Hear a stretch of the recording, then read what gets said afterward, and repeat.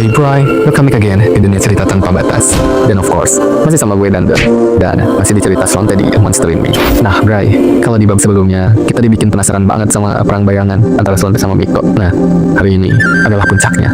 Ini bukan cuma akhir dari sebuah cerita, tapi awal dari sebuah pemahaman yang mungkin bakal ngubah cara lo ngeliat dunia, ngeliat orang-orang di sekitar lo, dan bahkan ngeliat diri lo sendiri. Kita udah lihat gimana Miko dengan segala kekejamannya terus-terusan akan Slonte, dan Slonte mati-matian berjuang biar nggak jadi monster yang Miko pengen. Tapi gimana kalau semua yang kita kira itu ternyata nggak seperti yang kita bayangkan? Gimana kalau musuh yang kita lihat selama ini ternyata adalah cerminan paling nyakitin dari diri kita sendiri? Dan gimana kalau pahlawan yang muncul di tengah kekacauan ternyata juga dalang di baliknya? Siap-siap Bray, karena ini bakal jadi babak paling berat, paling emosional, dan paling bikin merinding. Ini tentang Tira yang akhirnya tersingkap, membongkar kebenaran yang jauh lebih kompleks dan nyakitin dari sekedar baik dan jahat. Ini tentang perjuangan seorang manusia buat tetap utuh di tengah tekanan yang gak tahan. Gue ingetin lagi, siapin mental lo, karena setelah ini konsep normal dalam hidup lo mungkin gak bakal sama lagi. Dan tanpa basa-basi lagi, inilah cerita dari Monster in Me, yaitu bab 13. Siapin diri lo, buka camilan lo, naikin fokus lo, and let's die. Dari kejauhan, cahaya lampu jalan yang remang-remang nyorot muka Slonte.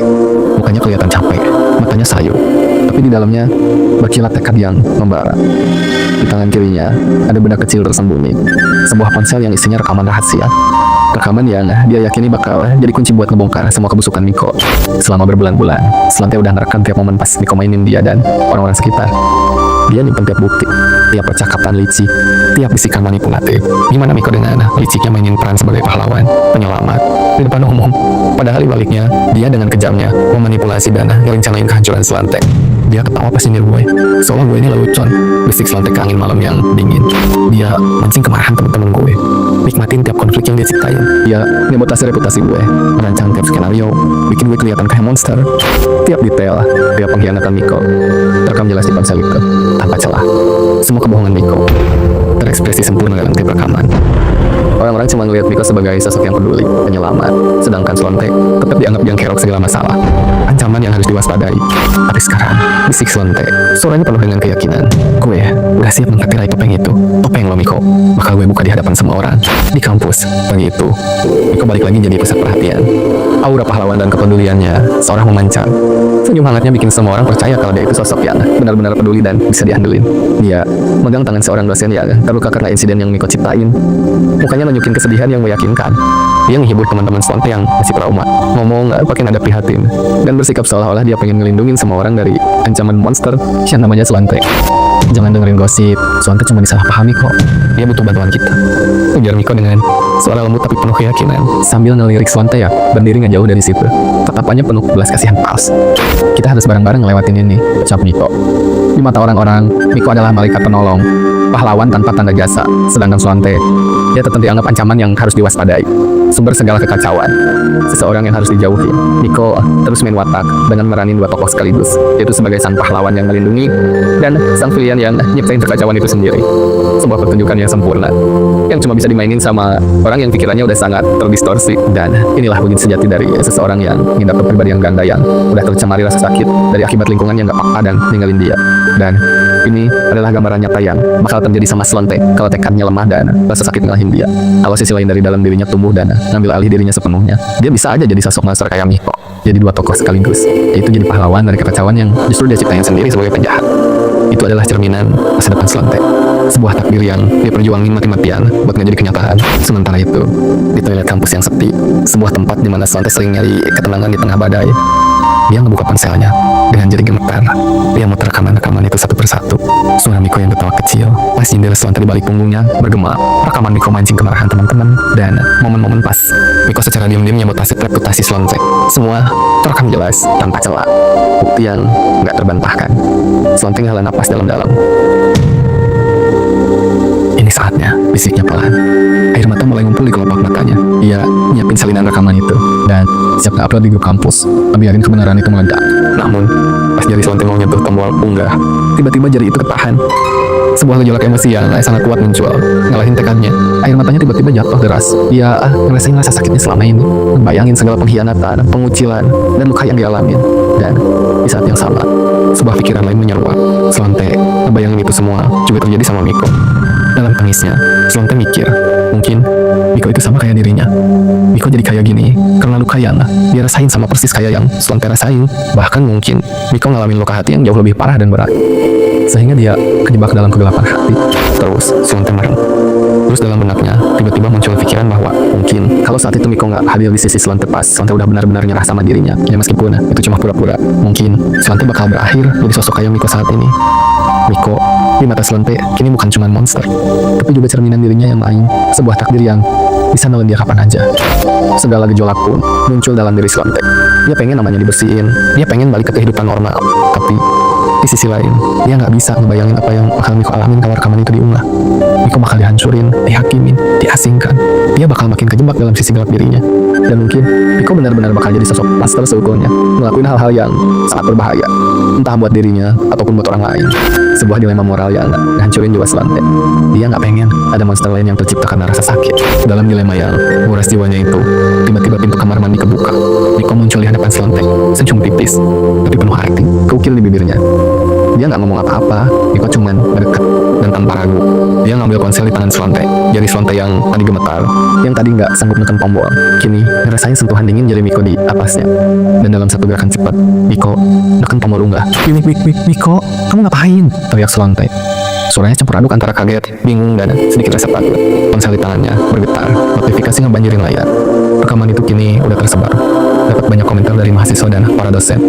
Dunia Slonte dan Miko baru aja terbalik. Menanggapi Slonte, Miko cuma senyum. Senyum itu bukan senyum sinis yang biasa, melainkan senyum yang aneh.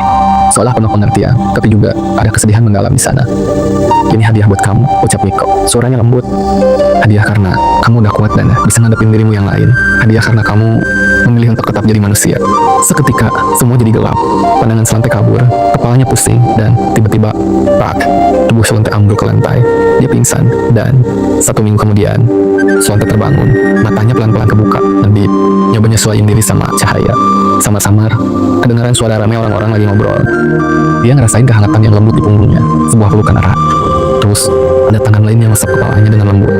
Itu adalah pelukan dari Lala, sang sahabat, dan usapan kepala dari tangan kasar ayahnya yang udah kerja keras buat anaknya itu. Aroma rumah sakit yang khas bercampur sama aroma familiar orang-orang yang dicintainya. Apa yang terjadi? Ucap Slonte dengan penuh kebingungan. Suaranya lemah. Semua orang tampak senyum. Di sana ada teman-teman kampus, dosen, dan kedua orang tuanya. Lala yang tadi meluk dia erat, kini natap dia dengan mata berkaca-kaca, terus bilang, "Gak apa-apa Slonte, kamu hebat. Sekarang kita semua tahu dan ngerti," ucap Lala. Dia bilang gitu sambil genggam tangan Slonte. Dan dengar itu, Slonte nampak kebingungan sendiri. Ngerti apa? Terus, di luar kamar rawat Slonte, kelihatan ada beberapa mahasiswa lagi ngumpul. Mereka nampak netesin air mata sambil ngeliat ke arah smartphone yang kelihatan lagi muter sebuah video. Dan dalam video itu, ternyata Slonte yang lagi ngeluarin segala isi hatinya, sejujur-jujurnya. Semua rasa sakitnya, rasa kesepiannya, perasaan ditinggalkan, amarahnya yang terpendam, kekecewaannya yang gak terucap, kesedihannya yang dalam banget. Segalanya tertuang dalam video itu. Slonte teriak dengan sangat lirih, suaranya parau tapi penuh kepedihan. "Gue cuma mau diperlakuin normal. Gue gak mau ditatap dengan mata yang tajam. Gue gak perlu diperhatiin. Gue cuma pengen dimengerti, gak perlu dipeluk. Gue cuma pengen dirangkul, tapi gak satupun orang mau ngeliat gue sebagai manusia. Semua mata natap tajam seolah gue binatang buas, seolah gue orang gak waras, seolah gue makhluk yang menjijikan. Kalian gak tahu gimana gue ngejalanin hidup ini. Gue gak pernah mau kayak gini. Gue gak mau punya 2 sisi dalam satu wajah. Gue pengen normal. Tapi gimana gue bisa nolak? Gimana gue bisa milih? Kalau bisa nolak, milih, dan protes, gue udah lakuin. Gue bakal protes sekeras-kerasnya. Gue bakal milih sebaik-baiknya dimana gue dilahirin dan gimana gue pas lahir. Tapi gue gak bisa. Semua orang juga gak bisa. Tapi kenapa? Kenapa semua orang hakimin gue atas apa yang dikasih Tuhan ke gue? Kenapa kalian gak protes dan marah sama Tuhan yang udah nyiptain manusia aneh kayak gue? Gue benci jadi Slonte ya. Gue benci. Dia terus meraung, ngebenturin kepalanya ke tembok. Sebuah pemandangan yang hancurin hati siapapun yang ngeliatnya. Dan ketika dalam alam pikiran Slonte saat itu, dia ngegambarin kalau video itu berisi rekaman suara Miko yang jahat. Ternyata sebenarnya itu adalah rekaman dirinya sendiri, dan Miko adalah alter ego dari Slonte yang merupakan manifestasi dari rasa sakit, kesedihan, kekecewaan, dan amarahnya yang terpendam. Dalam alam pikirannya saat itu, Miko lah yang jahat dan ngelakuin segala kekejaman. Padahal itu adalah dirinya sendiri yang lagi berperan sebagai Miko. Semua kejadian tentang kekerasan yang dilakuin Miko, sebenarnya itu dilakuin sama Slonte yang lagi beralih ke alter egonya sebagai Miko. Dan semua yang terjadi di kampus selama ini emang memang benar adanya. Dia dijauhin, dikucilkan, dan dianggap berbahaya. Karena semua orang sering melihat dua sisi dari Slonte, yaitu sosok baik dan pendiam Slonte, dan satu lagi, sosok yang penuh amarah, brutal, dan berbahaya, yaitu Miko. Dan Miko ini muncul dan tercipta akibat dari lingkungan yang nolak dia, yang ngejauhin dia, yang ngecap dia sebagai orang kawaras, berbahaya, psikopat, dan hal buruk lainnya, sehingga sisi gelap makin ngerenggut kesadaran Slonte. Dan kejadian pas Slonte ngeliat Miko neken tombol unggah, terus dia pingsan. Itu adalah ketika Slonte neken sendiri tombol unggah rekaman pengakuan jiwanya itu, lalu ngebenturin kepalanya ke dinding sampai pingsan. Dia gak sanggup lagi nahan beban kenyataan dan emosi yang meluap. Dan itulah yang dialami oleh seseorang yang ngalamin DID atau Dissociative Identity Disorder, atau sederhananya kepribadian ganda. Seseorang dengan kepribadian ganda cenderung gak bakal nyadar kalau dirinya punya sisi lain dalam dirinya yang tiba-tiba bisa bertukar diri kayak saklar lampu. Buat mereka, realitas bisa jadi sangat beda dari apa yang kita lihat. Dan mereka yang kayak Slonte bukan harus dijauhin dan ditakutin. Yang mereka butuhin cuma kehangatan, cuma sebuah rangkulan, dan tentunya pemahaman. Justru makin dijauhin dan makin disudutin, itu bakal ngebangkitin sisi negatif, dan bahkan mungkin sisi psikopat si penyintas kayak yang terjadi sama Miko, alias sisi lain Slonte. Perbedaan, penyakit, keadaan khusus, itu semua bukanlah aib. Ninggalin, ngebiarin, nyudutin, dan ngerendahin. Justru itulah aib sebenarnya yang dilakuin orang yang ngerasa normal, padahal sebenarnya nggak normal. Dan inilah sepenggal kisah tentang Slonte, Miko, dan dunia pikiran seorang penyintas Dissociative Identity Disorder. Semoga kisah ini bermanfaat, membuka mata dan hati kita semua. Nah, Bray, inilah akhirnya. Ini bukan cuma akhir dari cerita Slonte, tapi ini adalah sebuah cermin untuk kita semua. Kita diajak melihat betapa kompleksnya jiwa manusia, betapa rapuhnya normal yang sering kita agung-agungkan, dan betapa berbahayanya prasangka dan ketidakpedulian yang sering kita sebar. Kita udah ngeliat gimana Slonte dalam dirinya yang paling murni berjuang mati-matian buat tetap jadi manusia. Kita ngeliat gimana Miko sebagai manifestasi rasa sakitnya adalah jeritan jiwa yang tak pernah didengar. Dan kita ngeliat gimana pada akhirnya cinta, pemahaman, dan rangkulan adalah satu-satunya senjata yang bisa nyembuhin luka paling dalam. Kisah ini ngajarin kita kalau tiap orang punya perjuangannya sendiri. Monster itu seringkali bukan orang lain, tapi bagian dari diri kita yang terluka, yang gak mampu berteriak minta tolong. Dan aib itu bukan ada pada mereka yang beda, tapi justru pada kita yang milih buat malingin muka. Semoga kisah Slonte di Monster ini gak cuma menghibur, tapi juga ngegugah hati dan pikiran kita semua. Semoga kita bisa jadi pribadi yang lebih peka, lebih mau memahami, dan lebih berani ngerangkul mereka yang beda. Karena Bray, di dunia ini yang paling dibutuhkan adalah kemanusiaan sejati, bukan penilaian, bukan penghakiman, tapi sebuah rangkulan yang tulus. Dan makasih banyak udah nemenin gue di perjalanan emosional ini. Salam hangat dan damai buat kita semua. Jangan lupa terus cari tahu, terus belajar, dan selalu pakai hati lo. Sampai jumpa di kisah-kisah penuh makna lainnya di dunia cerita tanpa batas. Thanks sudah ngikutin cerita ini dari awal. Jangan lupa like, subscribe, dan share, Bray. Love you, and see you soon di cerita lainnya. Ciao.